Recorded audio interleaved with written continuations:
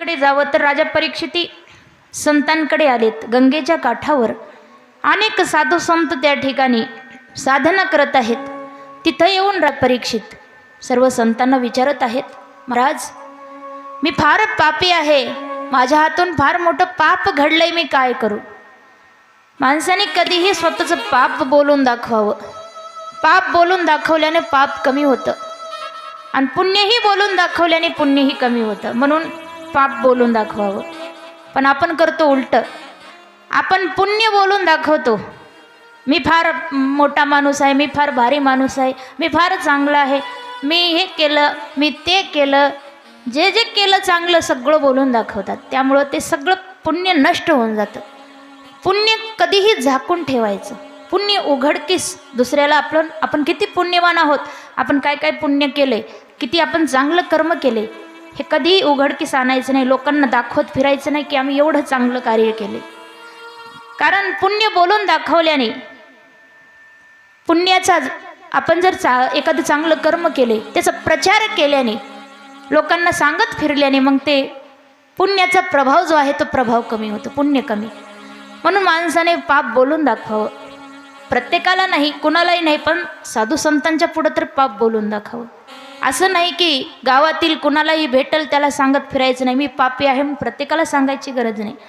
पण एखादा साधू, एखादा श्रेष्ठ संत किंवा आपले गुरु, त्यांचं दर्शन झालं तर त्यांच्या पुढं आपण पाप बोलून दाखवायचं की महाराज माझ्या हातून असा असा गुन्हा घडला, पाप घडलं, म्हणून पाप बोलून दाखवायचं. पाप बोलून दाखवल्याने कमी होतं. महाराज परीक्षित त्या ठिकाणी सांगायला लागले, मी फार पापी आहे म्हणायला लागले. तेव्हा काहीतरी उपाय सांगा या पापातून मुक्त होण्यासाठी. तेव्हा साधू संत अनेक प्रकारचे उपाय सांगू लागले.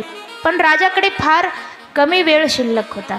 7 दिवसामध्ये गॅरंटीने मुक्ती मिळेल असा उपाय सांगा म्हणाले. तेव्हा ते संत म्हणू लागले, महाराज अरे आम्ही गेली अनेक वर्ष, हजारो वर्ष या गंगेच्या काठी साधना करतोय, आमची मुक्ती होईल का नाही, आमच्या मुक्तीचा आम्हाला भरोसा नाही, तुझ्या मुक्तीची गॅरंटी आम्ही काय देणार? तेव्हा मग महाराज परीक्षित त्यांना मुक्तीचा उपाय सांगणारा किंवा मुक्तीपदाला घेऊन जाणारा, मोक्षापर्यंत घेऊन जाणारा कोणीतरी सद्गुरू आवश्यक होता. राजाला सद्गुरूची आवश्यकता होती. जीवनामध्ये कधीही संकट आलं, मोठं संकट, आपले सद्गुरू आपल्या पाठीशी असल्यानंतर घाबरायची गरज नाही. श्री गुरु सारिका असता पाठी राका, इतरांचा लेखा कोण करी. आपले सद्गुरू आपल्यासोबत असले ना, कितीही मोठं संकट येऊ द्या हो, अजिबात चिंता करायची गरज नाही. म्हणून प्रत्येक जीवाने जीवनामध्ये गुरु करायलाच पाहिजे. शास्त्र असं सांगतं की प्रत्येक माणसाला गुरुची आवश्यकता आहे. आपण तर साधारण माणूस आहोत. जगाचा मालक जेव्हा अवतार धारण करून आला, रामप्रभू असतील, श्रीकृष्ण परमात्मा असतील, त्यांनी सुद्धा गुरु केले. आता कृष्णं वंदे जगद्गुरु, जो संपूर्ण जगाचा गुरु आहे, त्याला गुरुची आवश्यकता आहे का हो? पण देवाने या ठिकाणी दाखवून दिलं की गुरुची आवश्यकता प्रत्येकाला आहे. तो देव जरी असला, आपण तर साधारण माणसं आहोत.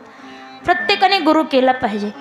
पण गुरु करत असताना काही गोष्टींचं ध्यानपूर्वक चिंतन, विचार, मनन करावं. मग सद्गुरू जीवनामध्ये एकच असावेत. असं नाही की सद्गुरू अनेक असतात. शास्त्रामध्ये असं सांगितले, प्रत्येकाचा इष्टदेव एकच असावा आणि सद्गुरू सुद्धा एकच असावा. एकाच देवाची भक्ती करावी. कारण देव जरी अनेक असले, देवाचे रूप अनेक असले, देवाचे नाव अनेक असले, तरी देव शेवटी एकच आहे, एकच तत्व आहे, एकच स्वरूप आहे. म्हणून इष्टदेव एक असावा, सद्गुरू सुद्धा एक असावा. गुरु अनेक नाहीत. आजकाल माणसं गुरु सारखे बदलण्यावर असतात. आज एखाद्या महाराजावर भावना, श्रद्धा बसली, एखादा महाराज चांगला वाटला, त्याची भागवत कथा आवडली, कीर्तन आवडलं की झालं, त्याला गुरु बनवलं.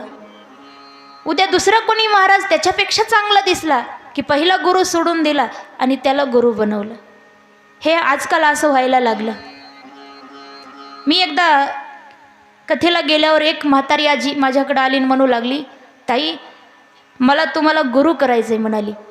म्हणलं आजी, मी कुणाला शिष्य करण्याच्या एवढा, म्हणजे कुणाला शिष्य करावं आणि मी गुरु म्हणून मिरवावं एवढा माझा अधिकार नाही. त्यामुळे तुम्ही दुसऱ्या कोणाला गुरु करा. मी गुरु होण्याच्या लायक नाही, मी तेवढी पात्रता नाही माझी, त्यामुळे मला काही तुम्ही गुरु करू नका.